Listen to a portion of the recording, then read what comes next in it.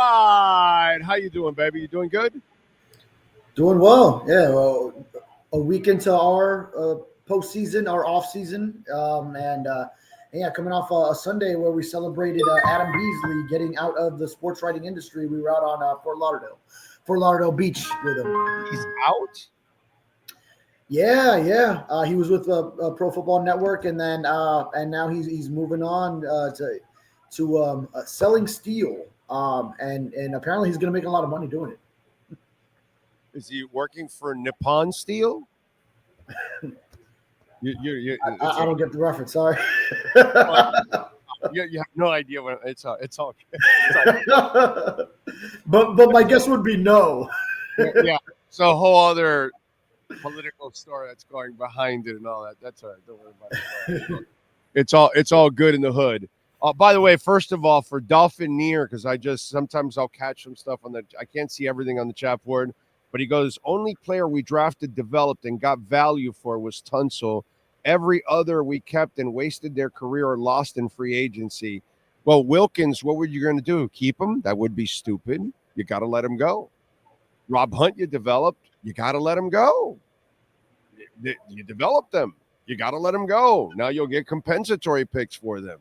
But they did draft them and develop them. Minka, they developed. It wasn't the front office's fault that the head coach was an asshole and he couldn't get along with the guy. That's, but they drafted and developed them too. You know what I mean? So I love these people that are very short-sighted and, don't want to actually look at the big picture. You can't have it both ways. They did draft and develop the guard and the defensive tackle. Unfortunately, they had to make the brutal decision of letting them go because it wasn't smart to pay him that kind of money. What are you going to do? Shit happens, dude. Christian Wilson. Develop other. To that point, what you got? No, I'm saying they have drafted and developed other guys and lost them, unfortunately, for whatever reason. Sometimes an AVG, okay, that one is one that you can be very critical of overall. The only problem I have with the AVG one is if you draft AVG, you probably don't draft. If you keep AVG, you don't draft Chop. Yeah, there is that. And my bad, I saw you pulling the curtain behind you. I thought you were going to show us something. So that's why I stopped. I was like, what you got? What? I was trying to get my headphones so I can hear you a little bit better. Sounds good. Yeah, I mean, Christian Wilkins, once it got to that point, then you had no other course of action. He was just going to command too much money on the free agency market, where they could have maybe gotten ahead of it one of those other years. And Chris Greer did tell everyone that he did offer Christian Wilkins an offer that they felt was fair at that point. But Wilkins bet on himself, and then he chose correctly because he was then bound to make much more on the open market. Especially after he had by the way, and they did the right thing because now you would have killed him that he got injured after. Exactly. Oh yeah, it would be a huge talking point. Everyone would bury Chris Greer if they had signed him to that kind of money, and then he gets hurt first year into it. So it would be even worse than the blowback for the Tua contract. Well, I don't know, maybe it'd be up there because Tua missed 6 games. You did give him that extension, but or the guarantees to Tyreek Hill's contract when you and I were saying. And haven't they drafted and developed and actually kept Austin Jackson? Yeah. Austin Jackson's still there, right? Yeah. I know. It's just fans, you want to, like the Dolphineer guy, you just want to say stuff and pull it out of your ass, and then you really don't really have the facts right, So just, just get the facts. But coming down to it, I have to remember what the actual... drafted, by the way, they drafted and developed and kept X. For plenty of time. And he hasn't found another home since he left. Well, I mean, would you really sign X at this point? I mean, that's the thing, yeah. So I mean, you basically then took him his whole career. Yeah, you played out his career. I mean, Yeah. Well, I'm pissed that you didn't get rid of him when you were supposed to. That part, I would have traded his ass right after the 10 interceptions. I would have gotten some value at that point, but people were just thinking that was going to happen every year, and that's the part that I always flip out on. You got to learn to pull the scab off sometimes. That's one scab I wish they would have pulled off. They would have been able to get something in return that moment right after. Yeah. Now I'm losing you. I was hearing it, but then I lost you at the end.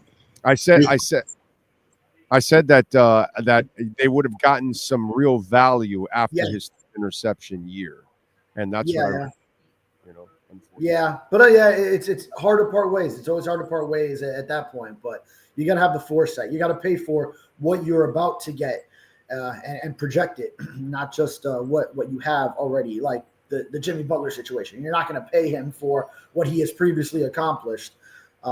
Same as Tyreek Hill.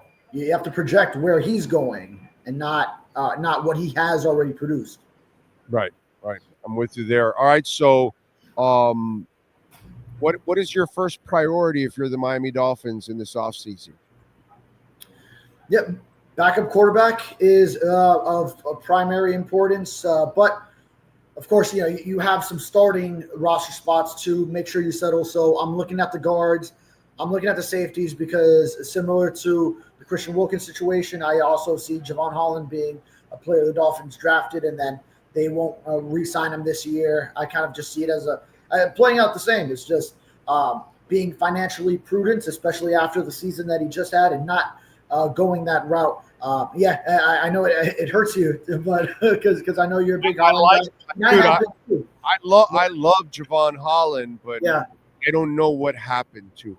Something happened to him because he's not himself, David. He's just not himself, dude. He's not the guy that had incredible range the first 2 years. Yeah. And he is off. He's taking bad angles. And sometimes I think when I see a player take bad angles, it's because he doesn't have a lot of confidence in his physical abilities at the moment, and he's trying to shortcut shit. And he's taking bad angles because athletically he can't move and get to places like he was able to his first 2 years. I don't know what it is. There's something going on. Yeah, I think that's the key with the bad angles is that you were moving previously better, and then now you can't move that same way. So you take the angle that you were used to from when you were moving very well, and all of a sudden that's not good enough, and the guy's getting past you. So, but sometimes also the tackles that he had there for the taking, wrap up a guy and fails to do so. So we saw it at the safety position, both safeties this season, Jordan Poyer as well. So I would just see 2 new starters there, and Poyer, who knows if he even plays next season. He was already 33 this past year, so he could be the one moving on overall. And then Javon Holland looking for a big payday somewhere else, which someone will give him, even if they look at this past season, just on the projection that he can get back to that dog that he was those first 3 seasons. Yeah, basically all of those first 3 seasons. I know the end of his 3rd year kind of tailed off a little bit, but you were still seeing right up until when he got hurt with both those knees, that same game at MetLife Stadium, returning that pick 6 Hail Mary, that was just something to behold. So I don't know if he'll get the big money because it's safety. It won't be huge money, but he'll get for the safety market. I think he will. Actually, I was just looking at an article Pro Football Focus had. It was like a month back, but it still had plenty of his play this season that left a lot to be desired. And they had him as the number 3 overall free agents in this class. So I saw that and I said, "Whoo!" So. He'll command something, and so there will be a team that pays him something significant. On the backup part, as I've said now, I think Garoppolo and Dobbs are going to be the targets because those guys are in similar systems. They sign 1-year deals. They are obviously up, and I think now with Tua's injuries, starting again because he stayed away for 1 year. I think those guys are going to look at it and say, "Oh, wait a minute! It's a pass-friendly system, and the guy that's there is going to get injured because that's what he does. So let me take a chance over here. I'm going to get a chance to play more. I think you're going to have a chance.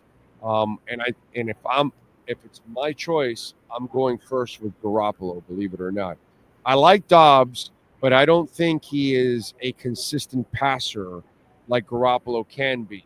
I worry about Garoppolo in big moments, of course, because that's kind of been the knock on him, that he has some Sam Darnold in him. And so, I do worry about that. But as for the system itself and running it and the footwork that you need and all that, I kind of feel that Garoppolo is my number one target if I'm the Miami Dolphins. Your thoughts on that? I agree with you 100% for some time. I mean, last offseason too, I thought Garoppolo would be my number one target for that role. And I don't know what the relationship was, him and Mike McDaniel in San Francisco, but they did work together and they worked well. And yeah, I mean, maybe you say big games. Okay, we saw the Super Bowl in Miami and how he had a chance to clinch it with that touchdown. Who did he have open deep? And then he ended up missing. Was it? No, not Debo. Back. I forgot who he had open deep. Emmanuel, the guy from Denver. Emmanuel Sanders. Emmanuel Sanders. Yeah, that's right. Right. So he had him open in Super Bowl live. That would have been a Super Bowl clinching throw, and he just missed them wide open. But I mean, he's needed as a backup quarterback, and then your plan is to have two available for a playoff run if and when you get there. So you need a backup quarterback that if Tua, like this season, misses 4 games, has to go on a short IR stint, he can bridge that gap. And then if it's a tough part of the schedule, maybe he gets you 2 wins. Maybe it's 1-3 against 4 really tough teams. Maybe it's 3-1 against an easy part of the schedule, just so that it's not like you have a whole season go awry like you did this year, where the Dolphins were 2-4 in the games that Tua missed, and especially 1-3 against a soft part of the schedule when you should have been stacking up wins, and instead you were just plummeting down in the standings. And all of a sudden you're looking up and you're facing divisional elimination scenarios when you are going into Buffalo in early November or right before the Monday night game against the Rams, and you got to pull yourself up just to have a chance going into Week 18. So if you have just someone like that, who, by the way, all right, big games, this and that, but still, those 49ers teams, they made some runs as underdogs too, going on the road. 2021, I remember them beating Dallas. And then now, granted, they won in Green Bay, and that one was because they blocked the punt late, and it wasn't like anything Jimmy Garoppolo did. But in those conditions, hey, Aaron Rodgers on the other side, he wasn't putting up anything either. That 2019 team, yeah, I mean, they marched right on into the Super Bowl. So that was him managing scenarios, managing games that where he had a good roster around him, yes, and then and going ahead and advancing his team through the playoffs. Granted, then ultimately he would meet his demise, but still, you can have him get you through some tough patches where you don't have your starter, and then you don't need him to be that starter when he was the guy in San Francisco to go actually lead a team to the Super Bowl. He just needs to bridge a gap. Yeah, I'm with you, and that's where I would say I have no problem with that. If you could bring in a Garoppolo, I think it would be the best possible backup that you can have, for Tua. That has to be their number one priority, because you have and by the way, I think you got to go twofold. I think you not only sign a Garoppolo, I think you have to draft a guy somewhere in the middle rounds. I really do. And then and then you're keeping 3. You're keeping 3, so that's a roster spot as well. He's forced you to keep 3. Yeah, that's a good point too. He's forced that youngster as the emergency third for every game. Hey, they did it all 2023 with Skylar Thompson. Of course, that was the year that Tua stays healthy. So then they kind of went back. Oh, well, why are we wasting a roster spot on a third guy? Let's go back to 2, and then this happens. So, right. But yeah. I mean, and again, they haven't declared yet, so I don't know yet. But okay, you're not going to have a shot at Shador or Cam, obviously.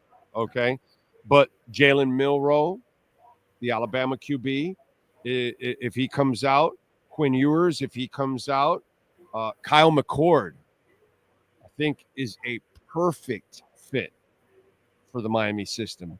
He has the footwork. He is an accurate quarterback. He's a smart guy. He's got a good enough arm for the NFL. He doesn't have like a rocket, but he has he can make the throws you need, in the NFL. Carson Beck would have been an option, but he's going to Miami. Right, And right. he'll have Hannah in the stands because Hannah won't get drafted. The other one's going to get drafted. So Right. Yeah, yeah. she's a baller. Right. They're both seniors and they're gone, but at least Hannah will be in the stands because she's. And then there's the Jackson Dart kid. So there are some guys that you able to get in second, third round because I think a guy like some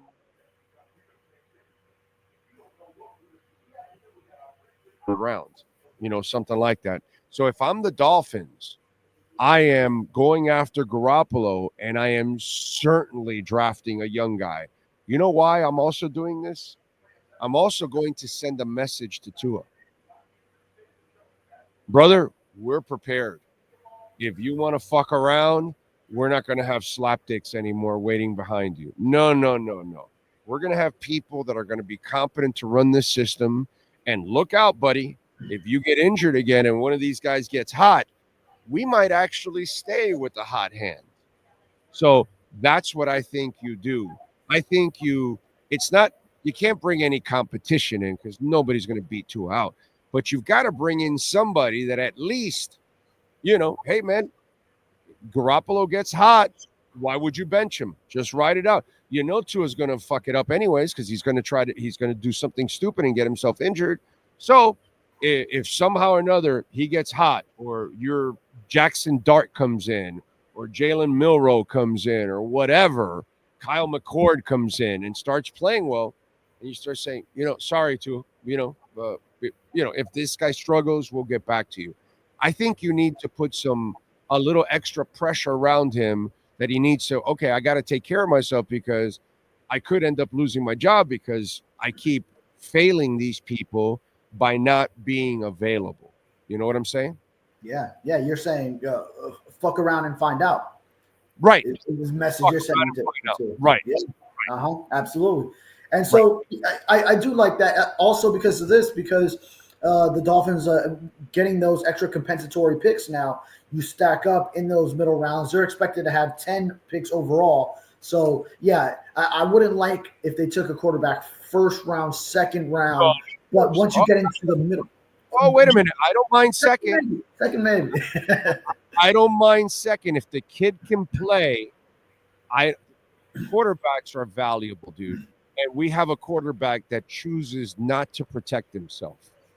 So the entire fucking season went down because he chose not to protect himself. You're stuck, dude. You can't do it. You just can't keep doing this. So if there's somebody you love in the second round, if you think Kyle McCord is not going to last to the third, and you think he fits your system, and he has a chance to help you just in case Tua goes down, dude, you take him. And hey, you know what? I think back to Tua's draft. The Eagles, they took Jalen Hurts in the second round when they had Carson Wentz in there, and he was he didn't win the MVP though, right? But he was like the MVP leader up to a certain point in 1 year before he tore his ACL. But yeah, so a move like that could happen. If you fall in love with the guy. Hey, what did Washington take in the fourth round the year they took RG3? In the fourth round? Yeah. Was that Kirk Cousins or? Amen. Okay. Mm-hmm. Amen. Wow. Yeah. And then he was there like, you like that. And the story there was Snyder fell in love with RG3. The mastermind, Shanahan, did not want RG3. Okay, that wasn't his kind of quarterback. He didn't like the athletic. Right. He liked more the drop back, pocket type passers. That's what Shanahan liked. So Shanahan was pissed. So the owner took RG3. So he loved Kirk Cousins. So he took Kirk Cousins in the fourth round.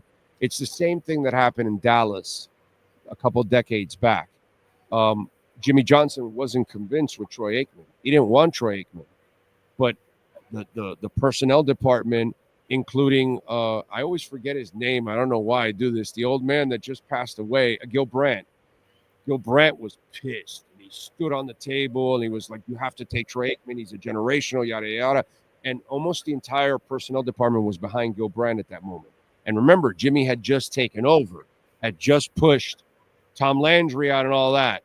So he to his credit, he didn't believe in Troy, but he went with his personnel department, and then he drafted Steve Walsh in the compensatory draft. So this kind of stuff has happened in the history of time where there were disagreements on who to take. And then Jimmy Johnson, once Troy Aikman proved himself, he traded away Steve Walsh because he was, okay, I'm wrong. Let me trade away Steve Walsh to Chicago. Okay, Troy's the guy, and yada, yada, yada, all that stuff. So teams in the history of time, if you have an issue with your quarterback, whatever it is, you're not convinced, injury prone in our case, whatever, you need to protect yourself. And the history tells you it's there. And it's paid off for many people, by the way. The Dolphins won a Super Bowl because of what? Because of Earl Morrall. The quarterback, yeah. So Earl Morrall was a former starter. Okay, he was, I believe he was like an all-pro and everything in his day when he was starting. So Shula picked up a guy that could easily start. So it's really important that you have that person there. And if you have to draft him, you just said it, dude, you have 10 picks. Do your job, bro. Find them in other rounds. But if there's a quarterback that can solve your problems, you already know you can't count on two. Yeah. You know, I think in real time, I'm opening myself up to maybe the second round as well. Maybe the second round as well from hearing all this. And I bet in the Dolphins front office and when it comes time to their war room on draft nights and all that, there will be different voices because it's not like there's no way just everyone in that building is unanimous one way or the other. So I bet there will be some clashing because it's just there's no way to just be entirely representative of one opinion or the other for the whole room. There's no way there's consensus. This is something that's got to split people one way or another on how early do we go for a quarterback that we need to protect ourselves with, or how much are we saying, no, we still trust Tua and that he's going to will do it for us. Nobody can say that anymore, David. Nobody in the Dolphin organization can say they trust Tua. No fan can say that anymore. No teammate can say that anymore. He has proven over and over and over again he will continue to put himself at risk. You cannot depend on Tua Tagovailoa. This is coming from his number one believer as a passer. Okay? This is coming from his number. I still believe in him as a passer. Absolutely. But I do not have any belief in him as a professional. He does not understand what it means to protect yourself. What was it yesterday? Well, first of all, 2 days ago, Tom Brady goes when this guy Hurts had 6.7 seconds to hit that touchdown. You remember that scene? You saw that? Did you watch the game? Yeah. So the announcer goes to Tom Brady, hey, so you remember having 6.7 seconds? He goes, yeah, in 52 snaps.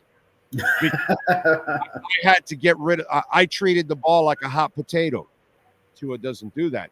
Last night, I forgot the announcer. Who's the announcer? Yeah, he also had another one of those comments talking about Troy Aikman, right? It was Troy Aikman. Right. Yeah. Troy Aikman goes, he was understanding how get rid of the football. He was talking about it, how you got to get rid of the football quickly. And I'm thinking to myself, dude, I hope Tua's watching this and maybe learning from these guys so he can stop doing stupid shit out there. You know what I mean? And put yourself at risk. He was talking about Stafford. He was talking about Stafford last night. how Stafford was wasting zero time getting rid of the football. Why? He's old and can't move. And Tua's young and can't move. It's pretty simple, bro. Get rid of the football. Yeah. Get rid of Well, for the most part, that is something that Tua does do, is get rid of the football. Yeah, when I asked him at the start of last season if he was concerned about the interior O-line, the guards, he said, "Brother, I get rid of the ball fast." You know, the famous quote. Not all the time. Yeah, not all the time. Hey, he should have dumped it off to Jonnu Smith on one of the when he tried to scramble and dive forward and he took the hit to the hip. Obviously, that scramble against DeMar Hamlin, ramming his head into him, was completely unnecessary and not what you want to see your quarterback do. Well, this quarterback specifically doing for obvious reasons. So, yeah, if he can just stick with that, which he does most of the time, but then he just gets these little moments where that competitor comes out and says, "Nah, man, fuck that. You can go do this. You can go scramble there, and you can take him. You can take this big defender." Right, and he has to learn that has to completely be erased from his computer. Yeah, he has to learn how to play the game one way. And the way Matt Stafford plays the game. He knows it's a pass rush. He knows Brian Flores is going to send the fucking house. I'm not holding on to the ball. That's what you got to do, bro. You need to be available for your team. There's an old man that is now playing in the second week of the playoffs. And Tua is a young buck, and he can't even get to the second week of the regular season. And why? Because one guy has his head screwed on right, and he's learned from all the years, and the other kid just is stubborn as hell, bro. And by the way, the same guy that told you, brother, I get rid of it, is the same guy that told you he would play to the death. Literally, he said, I will play to the death. That's not how you play the game, bro. You know, sorry. That's not how you play the game if you're the quarterback. You know, so yeah. I think if you're the Dolphins, you must protect yourself in every way possible from Tua's irresponsibility. Yeah, and hopefully he got the message this time, because Chris Grier did send as strong a message as we have heard from anyone within the Dolphins publicly with his last press conference, and basically sending it to Tua. He's speaking to Tua in getting that message out. This organization needs to have its quarterback available, and it's not this season. And he said in his season wrap-up conference. So hopefully this is the moment that gets through to his head, and he has all these months to sulk about it, think about it, as he watches other teams in the playoffs, and he's not competing in it, because for the most part, that's the primary reason. Okay, one more thing before I let you go. Obviously, the Crossman thing is, whatever, bro. That's 3 years late already, firing his sorry ass. Okay, that's great. The Wes Welker one. Okay, I want to get your thoughts on this. I'm going to give you mine real quick here on this. But the Welker one, first of all, there is zero proof that he's a good receivers coach. Whether guys are running wrong routes, whether they're new receivers or your top receivers, guys drop passes, new receivers, established receivers, okay? There's a lot of undisciplined nature within the wide receiving core. So Wes Welker, really, I can't say, if I look fundamentally at the players, I can't say he's a great coach, to be quite honest. Because whether you're Robbie Chosen and you're running the wrong route, or you're Tyreek Hill and you're running the wrong route, well, then do I blame it on Robbie Chosen, or do I blame it on Tyreek, or do I blame it on both, or do I blame it on the coach?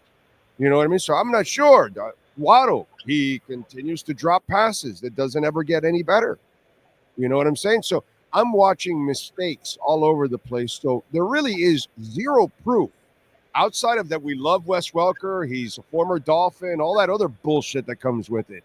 But when it comes to the facts are, I don't see a fundamentally a really good group when it comes to the wide receivers. So you fire him. Okay. I don't know if it was all about that. But I do know this. I get a feeling they wanted to hire a fresh face because since Mike McDaniel can't be a dick, because that's not in him, he's not going to be the tough coach. Maybe you go hire a fresh face that can come in and be a complete dick. Oh, I don't know, you guys. This is how I coach. And so now you bring somebody in that can drop the hammer for you, and you don't have to do it. And I'm not saying that Welker didn't do it or was doing it or whatever. I'm just saying this is a ploy for them to go get someone else that can drop the hammer on that receiving core. Your thoughts on that? I think that would absolutely be part of it. I remember thinking back to I was talking to an assistant coach that was on the Dolphins staff back combine time when it was Mike McDaniel going into his first year, and I asked this assistant when I was just chatting with him at the combine, what do you think of Mike's ability to lay down the law when he has to? Does he have that in him? And then this coach said, well, he doesn't have to do that. That's our job. That's our job to go do that. So that's kind of like, I think what now Mike and the rest of the staff will want out of this position is, hey, this has become a position group that's become a little problematic now. You have Tyreek Hill lashing out. He's quitting on his team. Fair to say, Wes Welker, for whatever the great player that he is, maybe he did have some fine points to his coaching. He didn't have his room under control when you see that happening.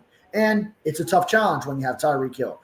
That personality, his ego, and then you have a Jalen Waddle who's now getting paid on a contract extension, and he's probably looking around saying, why does Tyreek Hill get preferential treatment? Probably even Odell Beckham for the short stint because of his superstar name that he had before, and maybe saying, hey, I'm producing way more than him. How come you treat Odell a certain way and not me this way? So, yeah, I could totally see that. And you mentioned the wrong route running. Chase Claypool, even when Tua was throwing to him at the end of that Buffalo game, and you said Robbie Chosen, and Grant Dubose when he's in there in this past year's playoff or week 2 game against the Bills.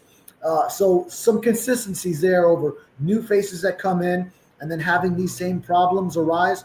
So I certainly get it. I never thought, oh, he might be the guy, but now that it's happened, it sort of starts to make sense, especially when you consider how much turmoil there has been within that group, of course, which, hey, wide receivers, they're known as personalities that you have to dude, we can all like Wes Welker. Yes. But when we look at that wide receiving group, that's not a well-coached group, bro. It's just not. Yeah, right. And this should have been a tandem that's probably tops in the NFL. Tyreek Hill and Jalen Waddle. You put them together, these years it should have been, all right, that's the number one duo, wide receiver duo in the NFL. And then this year, boy, that fell flat on its face. Neither one of them having a 1,000-yard season. 100-yard games were rare to come by for both of them. So very disappointing season for the most talent-rich unit when you think of the top two. And then even you added Odell Beckham, and then that didn't work out. And you have a talented, mature rookie in Malik Washington that you can develop. Yeah, then I could see why it was time to go a different route. We used to have a receivers coach here. His name was Jerry Sullivan, and he's 80 now. And what is he? He's a consultant for who is it now? Sean, you told me yesterday. I forgot. Oh, the Browns. Did you say C? Cincinnati? LSU in college. He's at LSU. I think his son is there also. Anyway, so they need a guy like that. Jerry Sullivan was a hard ass, like a son of a bitch, like a great, like super cool, but he coached your ass up. Like if you had one step that was out of place, he rode your ass to make sure you made the cut properly. It was just one of those things. He was just a detailed type of wide receivers coach. And usually his receiving cores were pretty damn good and well coached overall wherever he was at. And he coached on different teams throughout. You need to find yourself a Jerry Sullivan type. And if you could get a Jerry Sullivan type, that's one of those dudes that's going to command respect, but at the same time demand like a mother off of you to be perfect out there. And I think that's what they're going to do. They're going to get they're going to bring some dude in that's going to bust some balls. Yeah. Now, and here's what I want to see. Do they go that route and find someone who will be a hard ass on personality like Tyreek Hill, or do they appease him again by trying to find someone that he'll just like? That's the big question that we'll find out once we see who it is. Well, I hope they learn their lesson because, I've talked to several of them in the building, and I already warned them not to guarantee his money. Now that they guaranteed the money and they fucked up, I hope they now say, yeah, no, we can't keep going this way. We only have 1 year left with this asshole. Let's make sure we coach it up the way we need it, and then we could get rid of him from here on out. So you might as well not let him have his way anyway. You should have actually kept him on a leash this past season, and not give him the guarantees. You might have gotten a better season out of him with him not knowing what was coming at the end of this season. Might have better. So I think you already screwed up. You gave him the money. You need to go crack the whip now, whether you like it or. By the way, Waddle is headed into the same direction as Tyreek. So you better fix that now because he's young. This is it reminds me a lot of the Heat. I don't want Jimmy Butler around because I don't want his influence on the young guys that you have in the locker room. Because then they're going to think that that's the way they should carry themselves, and they shouldn't. So for me, I think it's very important that you separate church and state here when it comes to stuff like that. You better teach them how to actually get it done the right way. That's a problem. So, yeah. So it'll be interesting. I'd like to see who they end up hiring and what kind of a reputation, that person has. Because, by the way, if you're McDaniel, you're on the hot seat too, dude.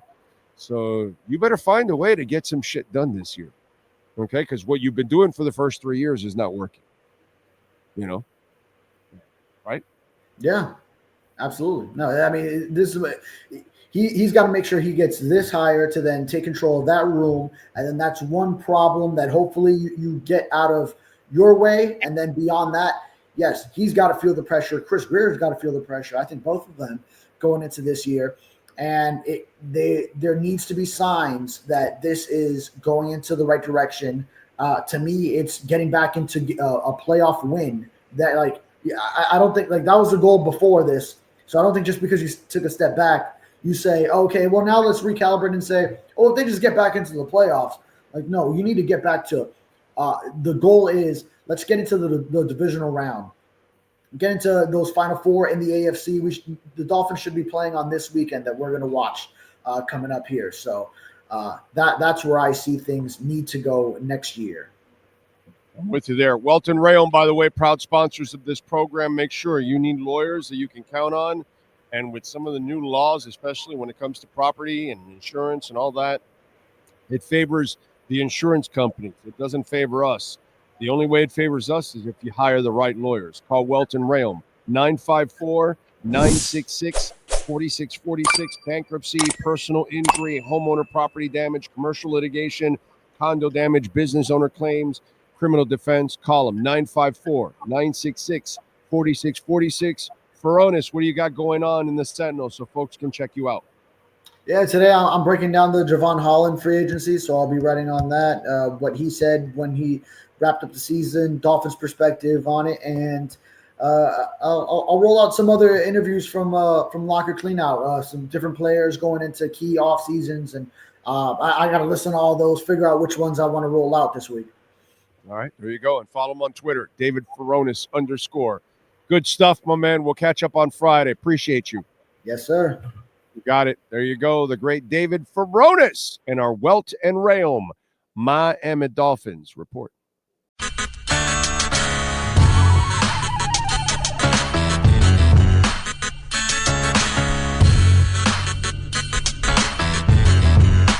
This is the Big O Show. This is the Big O Show.